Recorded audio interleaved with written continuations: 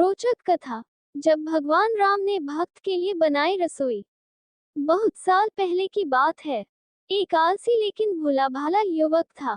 आनंद दिन भर कोई काम नहीं करता, बस खाता ही रहता और सोए रहता। घर वालों ने कहा, चलो जाओ, निकलो घर से, कोई काम धाम करते नहीं हो, बस पड़े रहते हो। वह घर से निकल कर यूं ही भटकते हुए एक आश्रम पहुंचा। वहां उसने देखा कि एक गुरुजी हैं, उनके शिष्य कोई काम नहीं करते, बस मंदिर की पूजा करते हैं। उसने मन में सोचा, ये बया है, कोई काम धाम नहीं, बस पूजा ही तो करना है। गुरुजी के पास जाकर पूछा, क्या मैं यहाँ रह सकता हूँ? गुरुजी बोले, हाँ हाँ, क्यों नहीं, लेकिन मैं कोई काम नहीं कर सकता हूँ। गुरुजी, कोई काम नहीं करना है, बस पूजा करना होगी। आनंद, ठीक है, वह तो मैं कर लूंगा। अब आनंद महाराज आश्रम में रहने लगे। ना कोई काम ना कोई धाम, बस सारा दिन खाते रहो और प्रभु भक्ति में भजन गाते रहो। महीना भर हो गया, फिर एक दिन आए एकादशी। उसने रसोई में जाकर देखा, खाने की कोई तैयारी नहीं। उसने गुरुजी से पूछा, आज खाना नहीं बनेगा क्या? गुरुजी ने कहा, नहीं, आज तो एकादशी है, तुम्हारा भी उपवास है। उसने कहा, नहीं, अगर हमने उपवास कर लिया तो कल का दिन ही नहीं देख पाएंगे हम नहीं कर सकते उपवास। हमें तो भूख लगती है, आपने पहले क्यों नहीं बताया?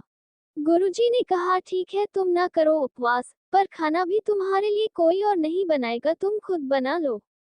मरता क्या न करता। गया रसोई में। गुरुजी फिर आए। देखो, अगर तुम खाना बना लो तो राम जी को भोग जरूर लगा लेना और नदी के उस पार जाकर बना लो रसोई। ठीक है। लकड़ी, आटा, तेल की सब्जी लेकर महाराज चले गए। जैसा तैसा खाना भी बनाया। खाने लगा तो याद आया, गुरुजी ने कहा था कि राम जी को भोग लगाना है। लगा भजन गाने, आओ मेरे राम जी, भोग लगाओ जी। प्रभु राम आइए, श्री राम आइए, मेरे भोजन का भोग लगाए। कोई न आया तो बेचैन हो गया कि यहाँ तो भूख लग रही है और राम जी आ ही नहीं रहे। भोला मानस जानता नहीं था कि प्रभु साक्षात तो आएंगे नहीं, पर गुरुजी की बात मानना जरूरी है।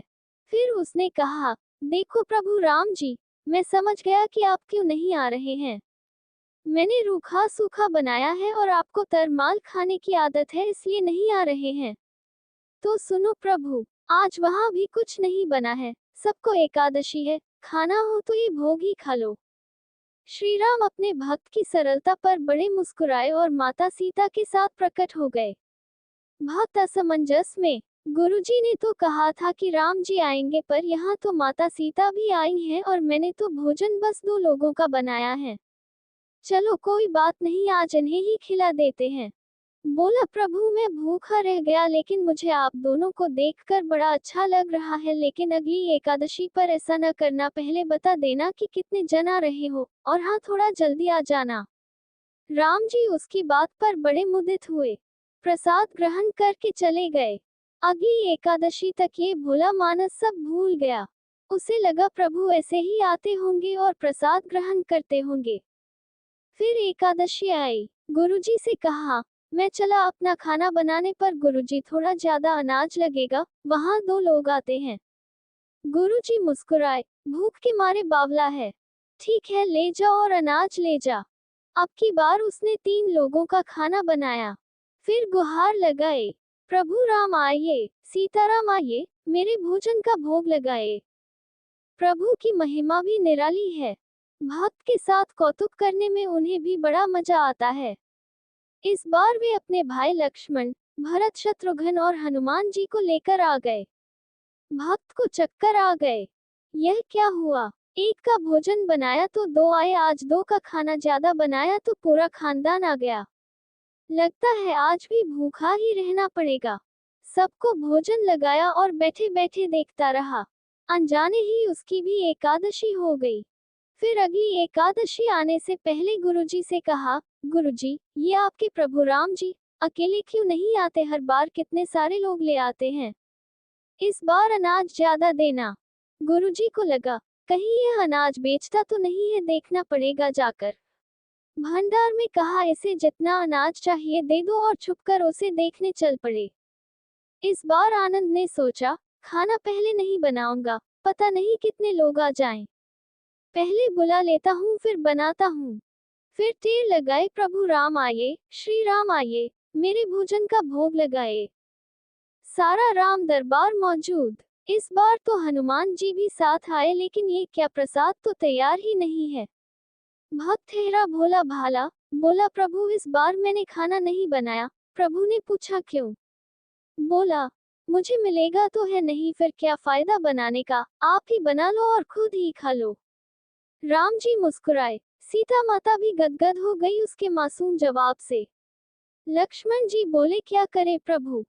प्रभु बोले भक्त की इच्छा है पूरी तो करनी पड़ेगी, चलो लग जाओ काम से। लक्ष्मण जी ने लकड़ी उठाए, माता सीता आटा सानने लगी। भक्त एक तरफ बैठकर देखता रहा। माता सीता रसोई बना रही थी तो कई ऋषि मुनि, यक्ष, गंधर्व प्रसाद लेने आने लगे। इधर गुरुजी ने देखा खाना तो बना नहीं, भक्त एक कोने में बैठा है। पूछा बेटा क्या बात है, खाना क्यों नहीं बनाया?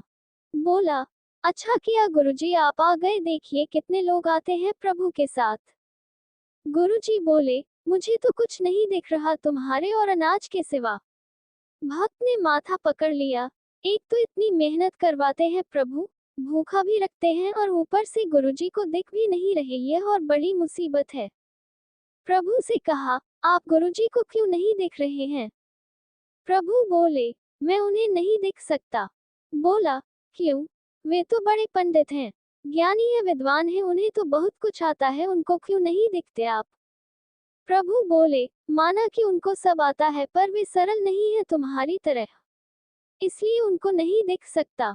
आनंद ने गुरुजी से कहा गुरुजी प्रभु कह रहे हैं आप सरल नहीं है इसलिए आपको नहीं दिखेंगे। गुरुजी रोने लगे, वाकई मैंने सब कुछ पाया पर सरलता नहीं पा सका तुम्हारी तरह, और प्रभु तो मन की सरलता से ही मिलते हैं।